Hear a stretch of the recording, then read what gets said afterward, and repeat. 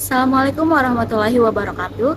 Perkenalkan, nama saya Gita Dara Tambora, mahasiswa Universitas Negeri Surabaya dengan program studi S1 Ilmu Administrasi Negara. Saya berasal dari kelas 2023A dengan NIM 010.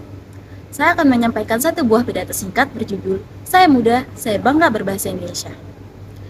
Yang terhormat, Ibu Riri Rengganis selaku dosen pengampu mata kuliah Bahasa Indonesia kelas 2023A, serta teman-teman yang saya banggakan. Bahasa Indonesia adalah janji dan komitmen seluruh rakyat Indonesia. Bahasa Indonesia adalah jati diri bangsa. Menggunakan bahasa Indonesia berarti memiliki jiwa nasionalisme yang tinggi. Penggunaan bahasa Indonesia harus dilakukan secara menyeluruh, karena bahasa Indonesia telah memperkokoh persatuan dan kesatuan bangsa Indonesia. Hal ini selaras dengan salah satu isi Sumpah Pemuda 1928. Kami, putra dan putri Indonesia, mengaku berbahasa satu, bahasa Indonesia. Bahasa Indonesia memiliki fungsi utama sebagai alat komunikasi antar individu, kelompok, dan organisasi sosial dalam konteks masyarakat. Indonesia kaya akan bahasa. Indonesia memiliki 671 bahasa daerah. Oleh karena itu, Indonesia memiliki bahasa persatuan, bahasa Indonesia yang dimengerti oleh seluruh elemen masyarakat. Pemanfaatan bahasa Indonesia di 34 provinsi sebagai alat atau jembatan pemersatu antar wilayah, tersebar di seluruh wilayah Indonesia.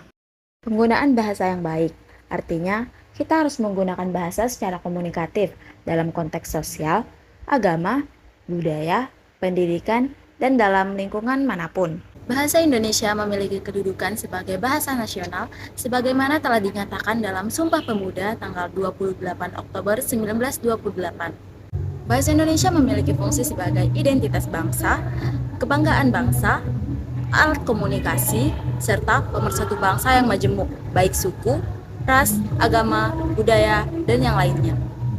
Saat ini, penggunaan bahasa Indonesia cenderung dikalahkan oleh bahasa asing.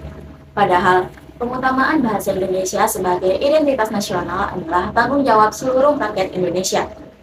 Kemajuan teknologi dan sumber daya tidak seharusnya membuat bangsa ini lupa terhadap identitas dirinya. Sebagaimana yang tercermin dalam Sumpah Pemuda bahwa kita memiliki satu bahasa, yaitu bahasa Indonesia sebagai bahasa persatuan. Namun saat ini, generasi muda menarik diri dari bangsa Indonesia.